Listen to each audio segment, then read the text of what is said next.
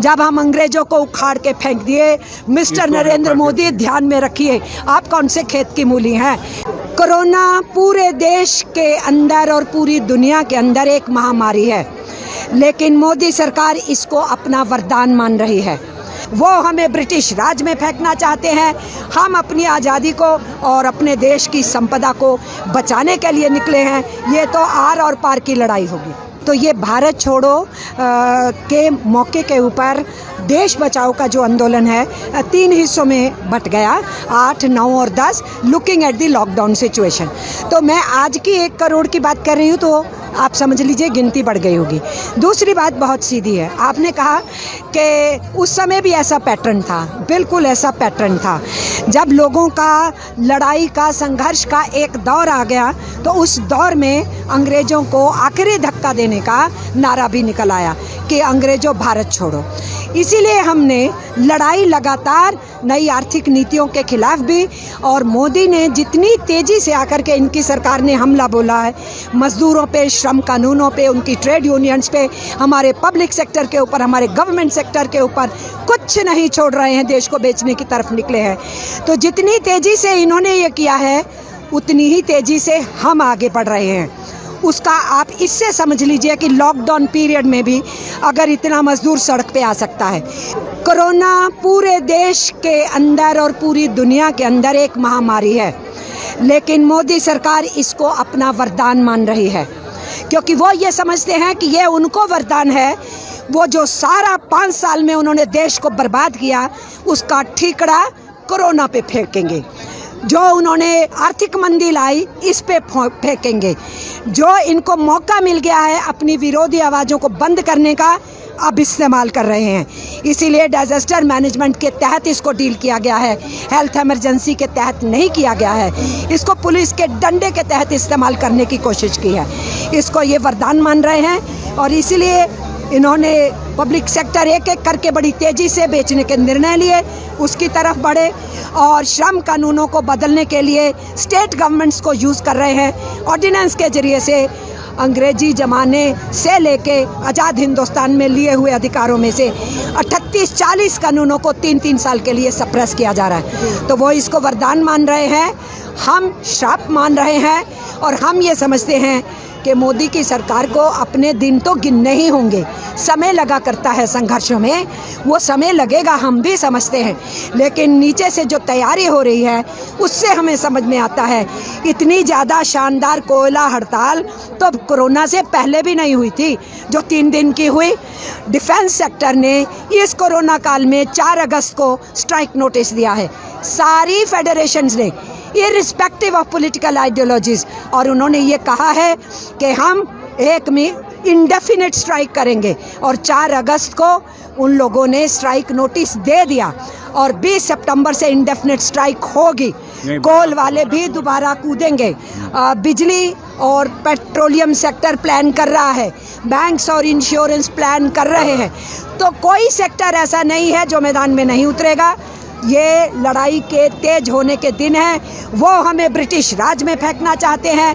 हम अपनी आज़ादी को और अपने देश की संपदा को बचाने के लिए निकले हैं। ये तो आर और पार की लड़ाई होगी। देखो, अंग्रेज़ों के ज़माने में भी सारी जनता सड़क पे नहीं थी।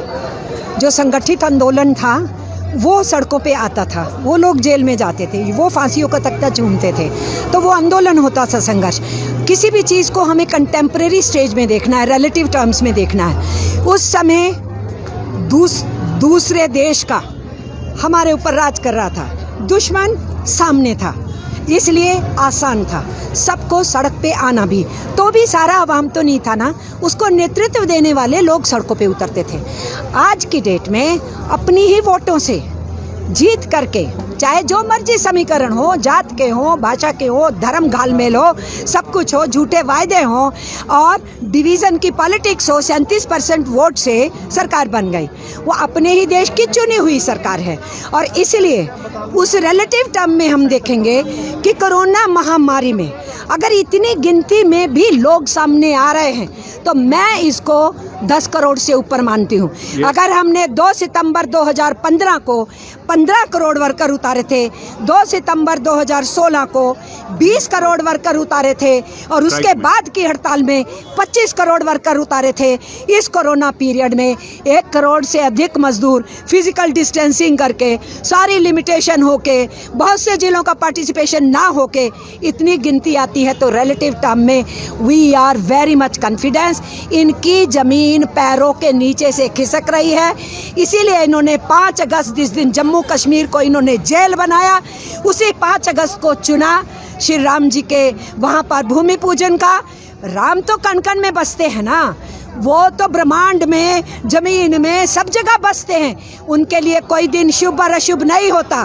फिर 5 अगस्त के तथाकथित शुभ की बात करके इन्होंने किया, इनका इशारा ही यहाँ है।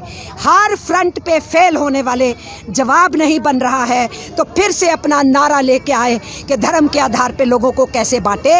ये 3 महीने बाद भी हो सकता था।